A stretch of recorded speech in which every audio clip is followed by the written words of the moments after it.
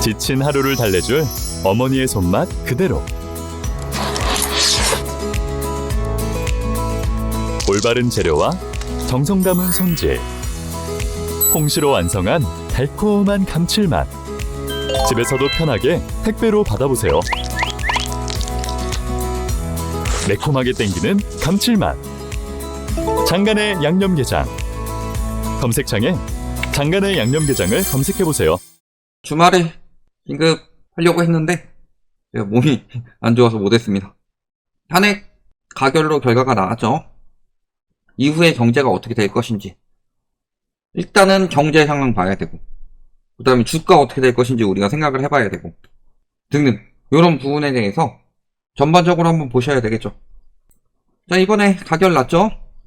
찬성이 204표 나와서 이 부분에 대해서 우리 대통령님께서 이런 답변을 주셨죠. 마지막까지 국가를 위해 최선을 다하겠다. 대통령이 되어 현장의 국민을 만나보니 전 정부의 소주성 정책으로 소상공인과 자영업자들이 비명을 지르고 있었고 부동산 연끌 대출로 청년과 서민들이 신음하고 있었습니다. 이런 말씀을 하셨지만 부동산 연끌 대출을 DSR로 막아야 되는 정부가 안 막았죠. 그 다음에 소상공인 자영업자는 소주성 정책으로 힘든 게 아니라 내수 침체로 힘든 겁니다. 장사 잘 되는 데 가보세요. 장사 잘 되는 데서 사람 구하기 힘들다라고 하면은 당연히 최저임금보다 더 줘서 쓰겠죠. 장사가 안 되니까 힘든 거죠. 근데 문제는 제가 늘 말씀드리지만 소주성이 문제가 아니라 부동산이 문제다. 1번, 사람들이 집 사느라고 돈이 없어서 내세에 쓸 돈이 없다. 2번, 임대료가 올라간다. 이 두 가지가 핵심이고, 그 이후에 만약에 비명을 지르고 있었으면은 소상공인이나 자영업자가 나아졌냐, 요 이야기를 하려면 요거를 성공시켜야 되죠. 그 다음에 연끌이 줄었냐, 요거를 성공시켜야 되는 거였죠. 그 다음에 수출이 살아나면서 경제가 활력을 되찾고 조금씩 온기가 퍼져나가는 모습에 힘이 났습니다. 대한민국 1호 영업사원 타이틀을 달고 성과를 거둘 때면 말로 설명할 수 없는 큰 보람을 느꼈다. 근데 자, 이게 경제 성장률입니다. 2023년에 경제 성장률이 뚝 떨어져 버리죠. 왜 뚝 떨어졌을까요? 말씀드렸지만 여러 가지 상황들이 있을 거예요. 고금리도 있고. 근데 결국에는 금리 낮춰주고 대출 엄청나게 풀어가지고 그 돈이 다 부동산으로 흘러들어갔지 내수로 흘러들어간 건 아니었죠. 그러니까 전년 대비 성장률을 보더라도 이런 상황이었고, 그래도 살아났잖아요. 요거는 GDP 개편에서 나온 거죠. 그리고 전 분기 대비로 보더라도 저조한 상황이었죠. 딱히 살렸다는 느낌은 아니었습니다. 그리고 이것 역시도 GDP 개편에서 나온 수치이고, 자, 그 다음에 수출이 살아났다. 23년에 워낙 말아먹었으니까 24년에 좀 살아난 거죠. 그 전에 비해서 수출이 살아났다고 말할 수가 있냐? 보통은 이렇게 나오면요, 이렇게 높이 나오는 게, 문재인 정부 때 수출을 잘 살렸다, 저는 이런 말 아닙니다. 문재인 정부 때도 이거 수출 엄청 잘 살린 거 아니에요? 이렇게 높은데? 기저효과잖아요. 근데 문제는 23년에 이렇게 됐는데 기저효과가 거의 없었단 소리예요. 그러니까 기저효과로 수출이 살아난 정도일 뿐이지 실질적으로 수출이 굉장히 죽어났다는 소리죠. 그 다음에 내수 이야기도 하지만 내수, 민간 소비죠. 계속 상황이 좋진 않았죠. 내수도 계속 죽어났던 거고. 그러니까 1호 영업사원이라고 말씀을 하셨지만 영업사원이 영업을 못해도 내가 이런 부분에 대해서 영업을 못했으니까 내가 이렇게 파악을 했다. 앞으로 이렇게 영업을 잘 하겠다. 그러면은 미래를 기대해 볼 수 있지만 영업 못해놓고서 실적은 살짝 조작한 거죠. GDP 기준을 바꿔버렸으니까. 물론 5년마다 바꾸지만 이번에는 IMF에서 바꾸지 말란 기준으로 바꿨죠. 당연히 수치가 높게 나올 수밖에 없는 지표를 써가지고 했으니까. 그리고 난 영업 잘하고 있다 라고 하면은 보통 그런 영업사원은 잘리죠. 근데 나 잘하고 있는데 왜 자르냐 하고 이야기하는 것과 같은 거고, 사실 그거보다 더 핵심적인 건요, 못할 수는 있어요. 여태까지 탄핵 이야기가 그렇게 나왔었냐, 지금처럼. 핵심적으로는 엄청난 짓을 저질렀기 때문에 그런 거죠.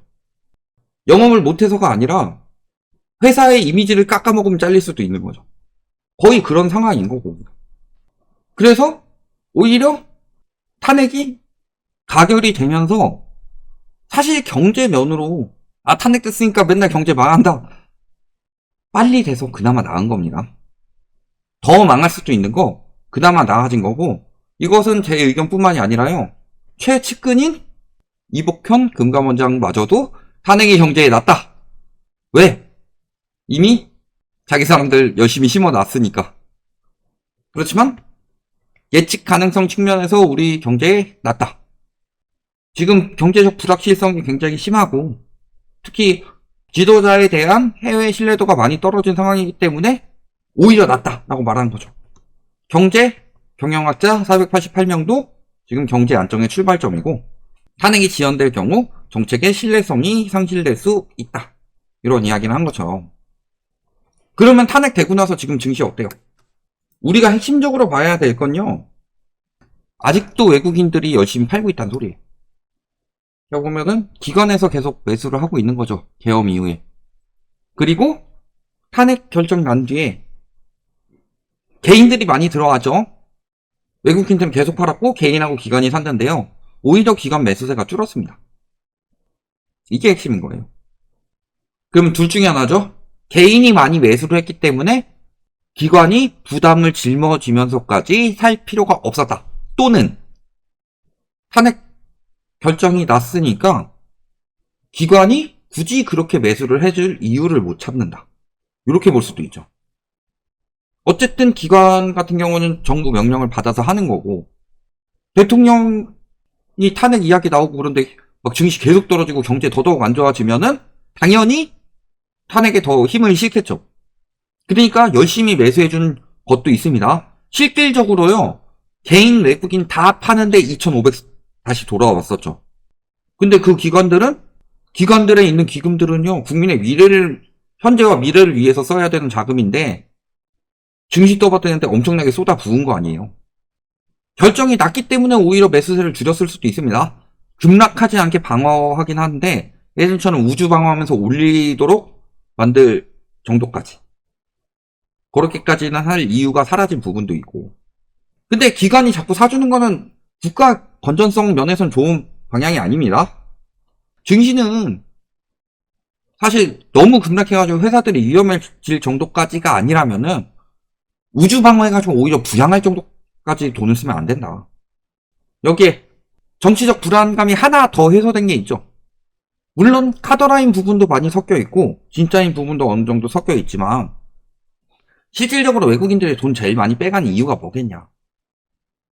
정치가 분열돼서 이번 계엄이 전쟁 목적이 있었다, 이렇게 생각이 드는 거죠. 그래서 뭐 북에서 오물풍선 날아오면은 경고 사격 후 원점 타격하라, 이런 지시가 나왔다고 이미 나왔고. 근데 계엄이냐 전쟁이냐 이런 것도 헷갈린다, 외국에서 보면. 그래서 왜 벌어졌는지 설명하기도 힘들고 분쟁 벌어진 게 아닌가 오해하는 이들도 많았다. 즉 우리나라는 아직 전시국이기 때문에 전쟁 리스크가 제일 큽니다, 사실. 그런 부분이 불확실성이 많이 사라져서 계엄 이후에 급격하게 빠지는 것에서 외국인들 불안감은 조금 더 줄어들 수는 있어요. 다만 이제 다른 불안감이 있죠. 계속 빠지고 환율이 올라가는데 내가 거기다가 넣으면 손실이 커질 수 있다는 불안감. 탄핵이 문제가 아니다. 요거는 경제가 이렇게 떨어지는 와중에 여기서 이렇게 떨어뜨리는 것일 뿐이다. 그러니까 이만큼 떨어뜨리는 게 더 위험한 거지 요만큼 떨어뜨리는 게 더 위험한 건 아니죠. 하지만 문제는 그 전부터 대외적으로 경제가 좋지 않았기 때문에, 그러니까 지금 뭐 계엄 때문에 외국인 수요 빠졌다, 탄핵 때문에 빠졌다, 그러니까 돌아올 것이다. 뭐 과거 박근혜 정부 때도 탄핵 가결되고 나서 외국인 수요들 돌아왔다. 근데 그때랑은 시기가 다르죠. 그때는 반도체 슈퍼사이클도 있었고, 또 한 가지는 지금은요, 한 몇 달 전부터 주식에서 이미 외국인이 빠지고 있었다는 소리예요. 계엄 때문에 빠지고 탄핵 때문에 빠진 게 아니라 이미 빠지고 있는 것에서 방아쇠를 당겨가지고 더 빠지게 만든 거다. 저걸로 증시가 부양될 가능성은 높아 보이지 않습니다. 그리고 사람들도 굉장히 많이 관망을 할 거예요. 지금 탄핵 가결났다고 개인들이 들어온 건요, 가격이 많이 떨어졌고, 가격이 낮으니까 외국인들이 들어오지 않을까. 우리나라 사람들만 그렇게 생각해서 무수히 들어간 건데, 실질적으로 그렇게 되기는 쉽지 않아요. 왜냐? 12월 3일보다 더 큰 리스크가 언제 있다? 1월 20일에 바이든 임기가 끝납니다. 들어갈 이유가 있을까요, 지금? 그 다음에, 바이든 임기가 끝나지도 않았는데, 벌써부터 이런 움직임이 나왔다. 솔직히 말씀드려서요, 우리나라 경제는 이미 무너지고 있는 상황이었는데, 사실 계엄에서 탄핵까지 이루어지는 그것은 트리거일 뿐이다. 문제는 아직 리더십 공백, 이게 됐다고 해서 바로 다음 사람 뽑는 것도 아니죠. 한참 지난 거고, 그 다음에 여기에 트럼프 리스크까지. 이런 것들이 아직 남아있는 상황이고, 이런 것들이 진짜 펼쳐지게 됐을 때 어떻게 되겠냐. 결론적으로. 경제 리스크가 지금 굉장히 큽니다. 핵심적으로요, 경제가 살아날 만한 징조가 없어요. 자, 반도체, 예전 같지 않죠. 우리나라 그나마 먹여 살리는 게 반도체입니다. 반도체가 예전 같았으면은 삼성전자에서 그 난리 안 쳤겠죠. 그 다음에 기존의 화학 같은 경우는 이미 말씀 많이 들었지만 화학은 확 무너졌고, 내수 좋아질 기미 없죠? 수출, 단기적으로는 중국에 많이 밀리죠. 살아날 기미가 뭐가 있냐. 그래서 제가 영상마다 그런 이야기를 늘 했는데, 여기 와가지고 내가 부정적인 이야기만 하는데 끝까지만 안 들어보고, 제가 이야기했잖아요. 나라가 나아갈 방향성에 대해서 설명해 주시기 바랍니다. 가계부채 축소하고, 가계부채 디레버리징해서 GDP 대비 80% 정도, 그것도 지금 그 개편한 GDP가 아니라 과거 GDP 대비 80% 정도, 그리고 그 정도가 DSR 40% 정도인 거고, DSR 40%에 맞췄을 때 가격은 2015년 실질 주택가격지수에 수렴할 것이다. 이런 부분에 대해서 이야기를 했는데, 그런 건 안 듣고 내가 맨날 부정적인 이야기만 하는데, 저는 나라가 해야 될 거, GDP 대비 가계부채를 줄여가지고 내수시장을 살려야 된다. 그 다음에 개인이 해야 될 거, 안전자산으로 자금 올려가지고 돌려가지고 해지를 하고 수익을 올려야 된다. 위험자산은 지금 그러니까 뭐 나올 수 있는 게 없는 상황이에요. 그래서 국가적으로 이렇게 해야 되고, 그런 시기를 버티기 위해서는 개인들은 이렇게 해야 된다. 저는 이야기를 다 했습니다. 개인들은 금달러 미리, 제가 3년 전부터 사놓으라고 그랬고, 같은 가격으로 부동산 안 사고 금달러 3년 동안 사놨다고 생각해 봅시다. 그런 식으로 해가지고 지금 자산을 지킬 때다. 앞으로도 더 심해질 거예요. 적어도 트럼프 리스크, 우리가 트럼프 리스크는 생각을 해봐야 되는 거고, 증시 같은 경우는 그래서 떨어지는 카라를 잡으면 안 되는 거고요. 부동산 같은 경우는 어떻게 해야 돼요? 부동산 같은 경우는 지금 정책 대출 끝내보고 효과 봐야 돼요. 정책 대출을 억지로 풀어주는 게 아니라 평소대로 한 20% 정도만 나갔을 때, 자본주의의 기본 논리대로 돌아갔을 때 집값 어떻게 되는지 파악을 해봐야 된다. 이런 것까지 전반적으로 생각을 해보면요, 지금 해야 될 거, 그 다음에 국가가 어떻게 해야지 정상적으로 돌아가고 왜 그렇게 될 수밖에 없는지, 이런 부분들이 다 나올 거다. 여기까지 말씀드리겠습니다.